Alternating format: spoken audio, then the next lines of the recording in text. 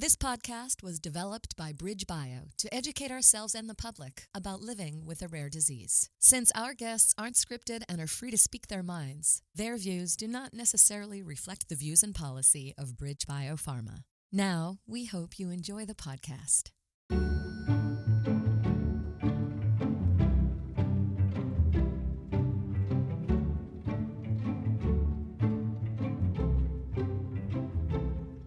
Welcome to On Rare, an exclusive podcast where patients, families, and their loved ones living with rare diseases are championed. I'm Mandy of the patient advocacy team at BridgeBio. Thank you for joining me. Today, David Rintell, head of patient advocacy at BridgeBio, will speak with Alex, an 18-year-old girl whose mom has been diagnosed with cholangiocarcinoma, a rare cancer of the bile ducts. We look forward to hearing from Alex about how her family navigates living with a mom who has this serious and potentially fatal condition. David, how are you today? Hi, Mandy. I'm doing well, thank you. I'm looking forward to speaking with Alex to hear about her experience as a teenager whose mom is battling this difficult condition. But before we speak with Alex, let's find out as much as we can about cholangiocarcinoma from a valued colleague of mine who's an expert in cholangiocarcinoma, Dr. Susan Moran. Hi, Susan. Thanks for joining us. Sure. Thanks, David. Susan, what is cholangiocarcinoma? Who's affected by it, and how are they affected? Sure. So cholangiocarcinoma is a rare cancer that develops in the bile ducts of the liver. It is a very serious and almost universally fatal condition. It affects approximately 20,000 people in the U.S. and Europe combined each year. Currently, the median 5-year survival rate is only about 9%. Part of the reason is that patients are often diagnosed late because the symptoms can be vague and nonspecific.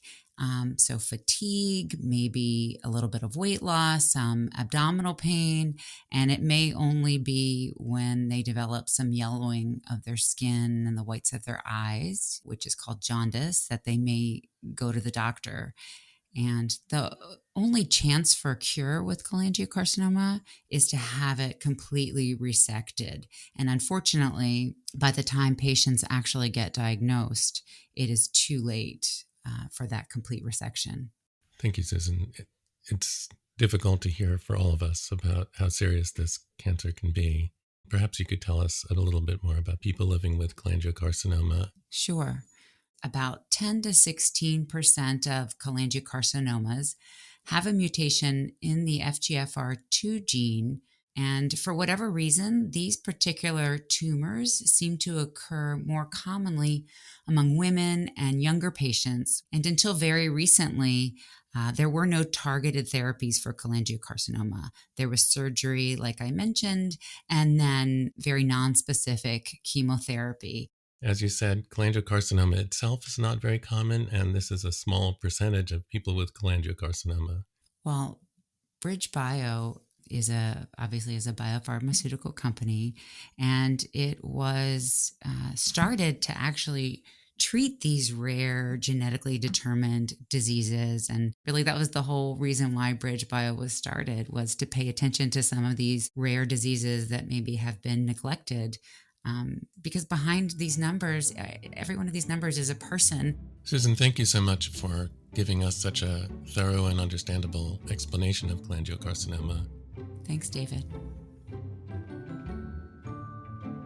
A condition like cholangiocarcinoma doesn't only affect the person who has the symptoms, or commonly known as the patient, it also has a huge impact on the entire family. And now we're going to hear from Alex, the 18-year-old daughter of a mom who's living with cholangiocarcinoma, to let us know what it's like from her perspective. How are you, Alex? I am good. How are you, David? I'm good, thank you. Really happy to be talking to you.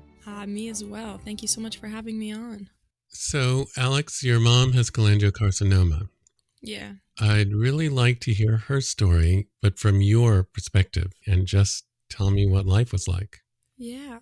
She was diagnosed officially in April of 2016. I was in 8th grade, so that makes me almost 15 when she was diagnosed.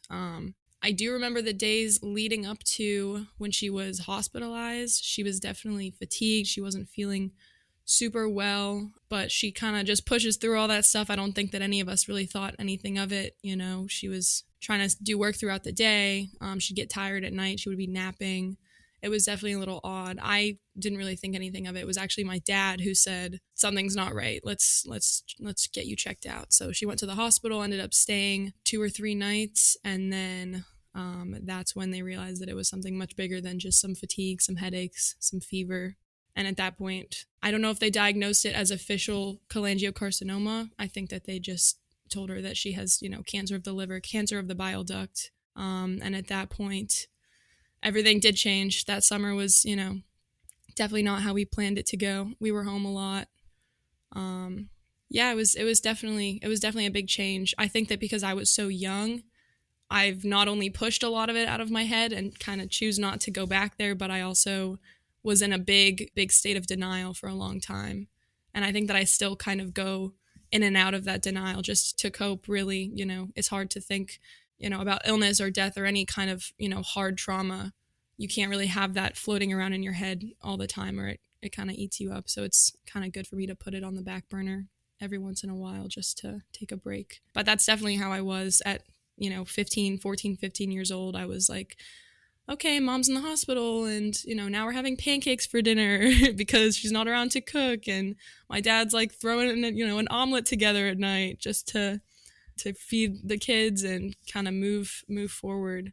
So you're 14, your dad says your mom's in the hospital. You have to function, so you can't think about this every moment of every day. But I wonder if we could bring you back to the first conversation you had with your mom or dad about your mom's health. Did your parents tell you right away, or did they wait for a while? Yeah. And what did they say? I do have to go back now. I don't remember talking to her at our house. I do remember talking to her in the hospital, and I just remember she was on the bed and she was kind of weaker, but she was a pretty good attitude considering she was in the hospital for 2 nights overnight without her family. And the doctor just kind of gave my dad and my brother was pretty young at the time. If I was 14, 15, he was probably 11 or 12. So he wasn't really involved in that conversation as much. I think that he was still confused. He was like, what's going on? Mom's just tired. Why isn't she home? Why isn't she back? And I did understand that it was something greater. And honestly, the conversations that I remember more were with my therapist around the time. And this was actually a therapist that both me and my mom shared. We both saw her separately and sometimes together as well. And she was pretty to the point, and she kind of woke me up because I was in this, like I said, I was in this daze of denial where, I wasn't fully comprehending what they were saying. They were saying, she has this cancer of the liver. And I said, okay, well, cancer's curable. Why is everybody so grave about this? I do remember this very, very vividly. My therapist looked at me when we were in her office and she was like, your mom's going to die. She was like, you have to start preparing for your mom to die. I was 15 and I just looked at her and cried, and I just had nothing to say. But I think that my mom's cancer is so different from what I expected it to be. Cause when I hear cancer, I think of the pink ribbon and, fighting for breast cancer and something that's curable or something where you can work towards a cure or making, being able to maintain it and keep it under control in your life. And the way that, her direction was heading, that didn't seem like an option. And I think that my dad probably had the same idea going through his head. I'm sure he was in some denial as well. He was having angry bursts of, yelling and stuff, and he was stressed out in his room and working day and night just to kind of, stay distracted. So that's really the conversation that I remember having more, is my therapist being like, Alex, wake up. This is not just your mom being in the hospital and, your life is completely changed now. And I just kind of looked at her and sobbed for a while. I do remember that. So you heard in the hospital that your mom was diagnosed with cancer. And at the time, you think of cancer as this disease that some people get, but they get treated for it. They participate in walks to raise money.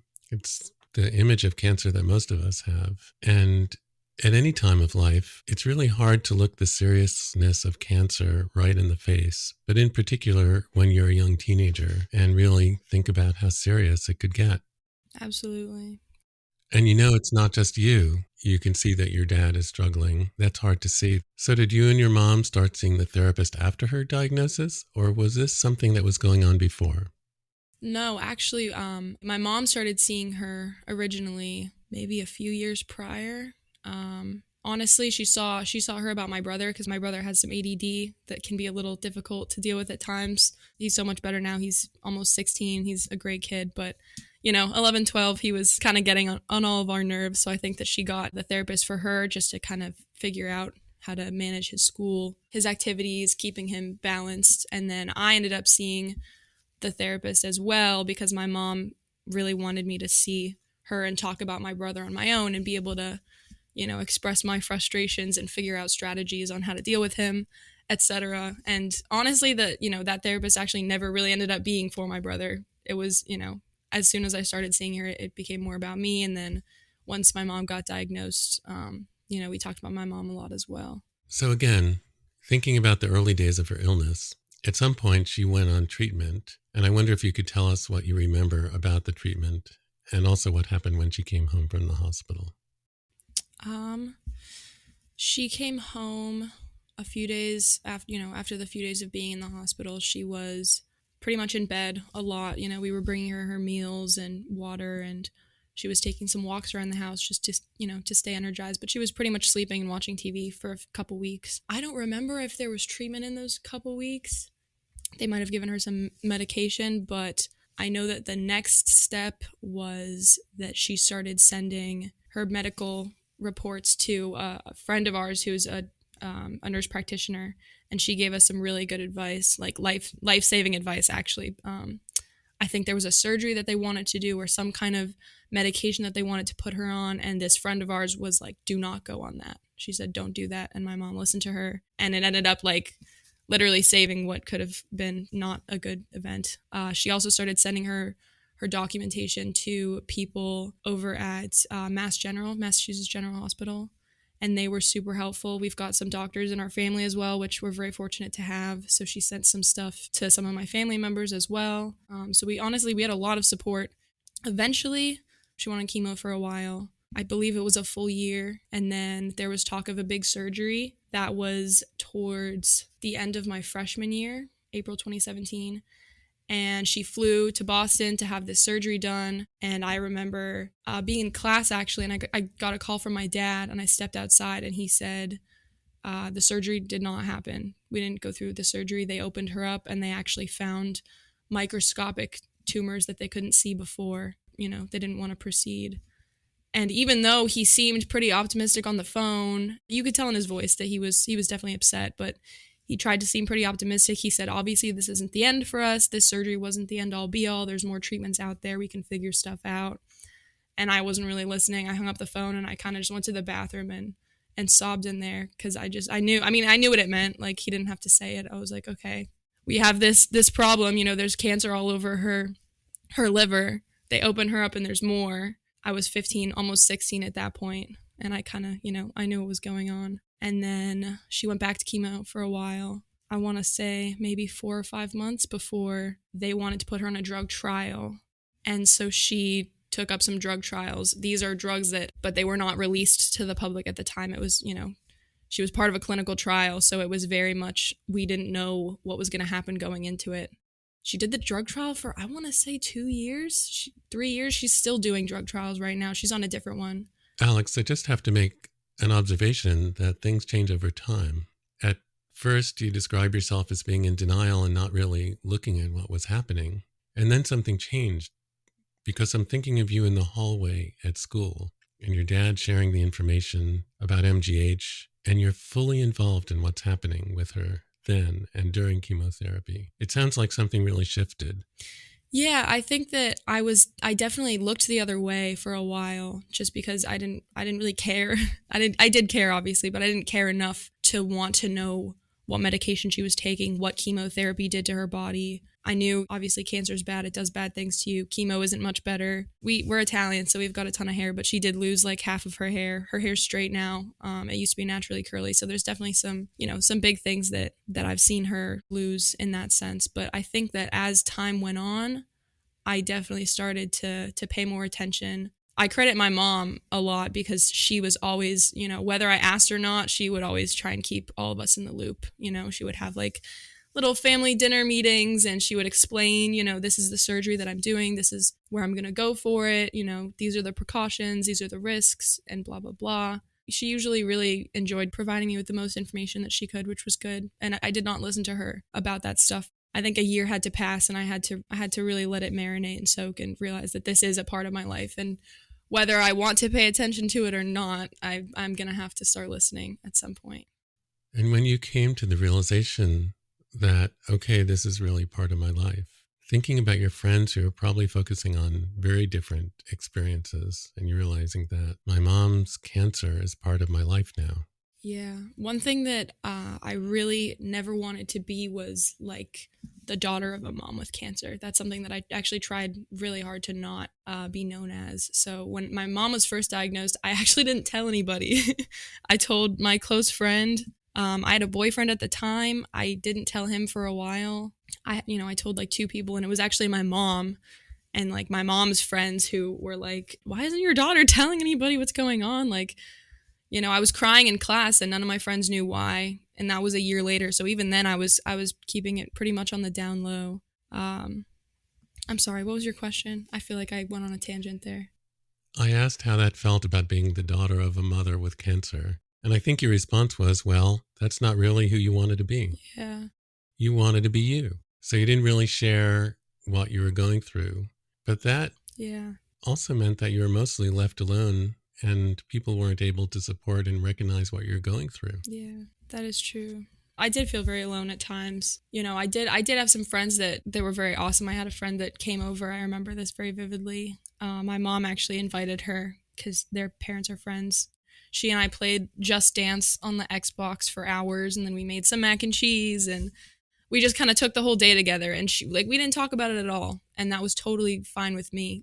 Just having that company is definitely something of value. I never really necessarily liked to talk about my mom's illness to other people because I just didn't want to be like the person that people pitied. I wanted people to rather be supportive, and like if I need somebody to play Just Dance with and eat mac and cheese on like a Tuesday afternoon, then that's what I need. But it is definitely, it kind of separates you from other people just because it's an experience that others don't know how to relate to you.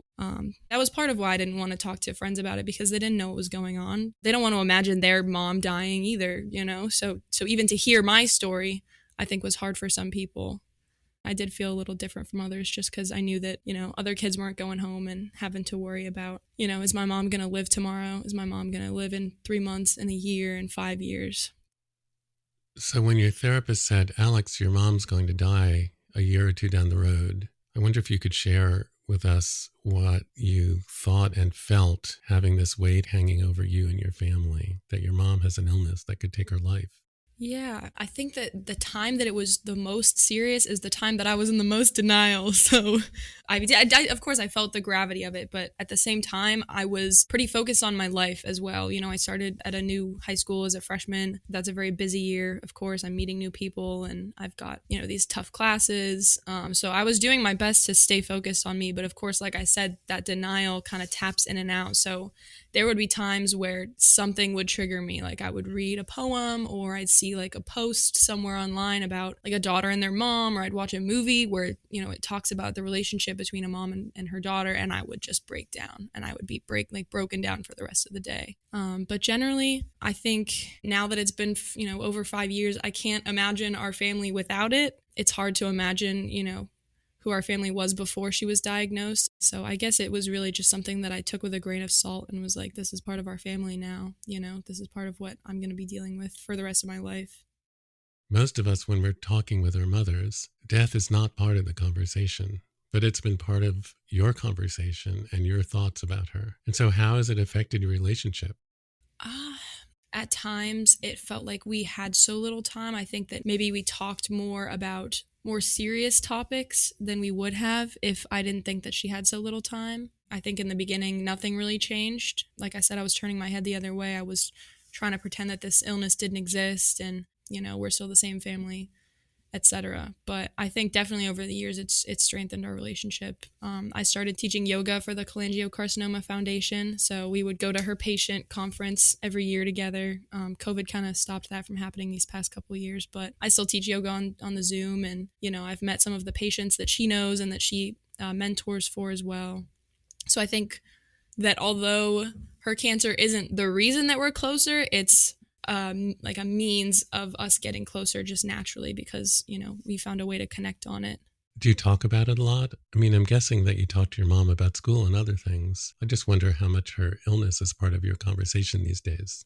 Really only when it needs to come up. Right now, she's pretty stable. She's got a couple small nodules, and she started a new drug trial. So the last time that it actually came up was about a month ago, days before this trial started, so that she could sit our family down and say, this is what I'm doing. Here are the risks. Here's all the information that you guys need to know so that you don't have to do it on your own time. So that was the last time we had a more serious talk about it. But she does joke a lot. She likes to joke about how her toenails are falling off because of the drug that she's on. So it comes up. It's definitely not a topic that makes our family uncomfortable in any way. I think my brother has fully grasped that we're living with this thing now, but I don't think he remembers how serious it was when he was 11 to 12 when the doctors basically told us that she had within less than weeks before she would pass. But yeah, we definitely all, we all take it with a grain of salt. We all kind of joke about it, and she actually jokes about it the most, but we'll laugh along. But yeah, I don't think it overtakes, our conversations. I definitely talk with my mom about, like you said, school and work and, other things that are not related to that. So when you're in high school, you talked about your relationship with your friends and peers. How's it been since you've been in college? I mean, do your friends in college know about your mom's illness? Do you talk about it very much there? None of them do, actually. I have not told any of them. I haven't really found a reason to, but no, I haven't brought it up with any friends. I have a pretty long-term boyfriend right now that knows about it, and that has met her as well. So he's kind of my source for that. But no, I did not disclose that to any friends. It's also my freshman year. I feel like I don't think that that's something that I need to really crack open at the moment. Yes, this has really been an unusual year. Yeah. The entire theme of last year is distance, so I could see that it would be hard to have these kind of close conversations. Yes. So if someone were to ask you about your thoughts about the future, what comes up for you? I have pretty positive thoughts for the future. Honestly, I didn't always have those positive thoughts. I think that before it was almost like a waiting game, like how long am I going to be, strewn along before she ends up passing anyways, and it's just, that much more pain. But honestly, I do have very positive thoughts, and my mom is so optimistic all the time. She's a very hard fighter. She kind of looked at this cancer and was like, you think you're going to take me before I see my kids graduate college and get married and, find houses of their own? Like, no way. So she really just grabs it by the throat and like kicks it a couple times. So I'm pretty positive for the future. And I know that she's under really good care, and she's got some awesome doctors. She's got some awesome friends. We've got awesome family members that, everybody's behind us. Everybody's super supportive. So it's really encouraging to see always. So it sounds like you really follow her lead. She's been really positive and proactive, and she's proactive about her medical care. She's proactive about updating the family and saying, okay, we really have to talk about this thing. I actually resented her just because she was so positive. She was running around the house cleaning, and she wanted to watch movies with me and make some food. And I was just like, girl, you have cancer. Like, get back in your bed. Go lay down. Go get some rest. That was more towards the beginning, but I definitely did not always feel this way. I think that time and, maturing and my mom's support and everybody else's support has kind of helped my perspective look a little more glass half full rather than glass half empty. So. Well, still, when I asked you about the future, you said that she says, you're not going to interfere with me making it through my kids' college years. It's still more of a limited look ahead. Is that how it looks to you? I think it's definitely hard to think about a longer time frame. I think thinking anywhere more than 10 to 15 years ahead in time is kind of hard for my brain to do. Because it's crazy to me that it's been 5 years, because it feels like it's been maybe 2 or 3. There's nothing that I can do. So really to just appreciate the time I have now and take it day by day and not look too far ahead. I find that most helpful. That's a beautiful end to this conversation, Alex. Thank you. Thank you very much.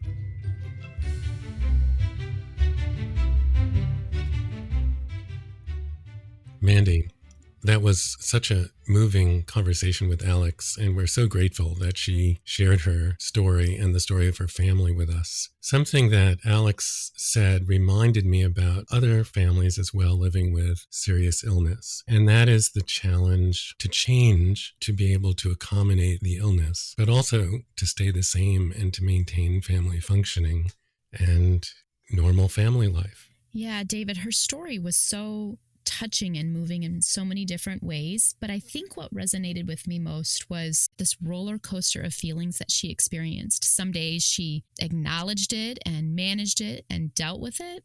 But then there were days where she wanted absolutely nothing to do with it. And she just wanted to be a teenage girl whose mom didn't have cancer. And she wasn't the one going through the disease. It was her mom. As you mentioned, when one person's challenged and when one person in the family is dealing with something so terrible, everyone is living with it. Alex is following her mother's lead, and her mom really has had a lot of foresight to make sure that cancer is not the sole topic of conversation in the family. She's trying to not allow cancer to interfere any more than it has to. Alex's story illustrates the need for treatment and the need for continued research so that families like Alex's can continue to live their lives fully. Mandy, this has really been a really moving experience for me, and I want to thank you for working on this podcast together. It makes a big difference, particularly when we're facing difficult subject matter, and I thank Amy, our producer, who also helps guide us, and Susan to give us background, and of course Alex, her family, and all of the families living with cholangiocarcinoma, thinking about them now. Thank you, David. We certainly have an honor and a privilege to share these stories. If you would like more information, please visit the website of the Cholangiocarcinoma Foundation, cholangiocarcinoma.org. Thanks for being with us today. If you like this podcast, please subscribe, and please join us for our next conversation on Rare.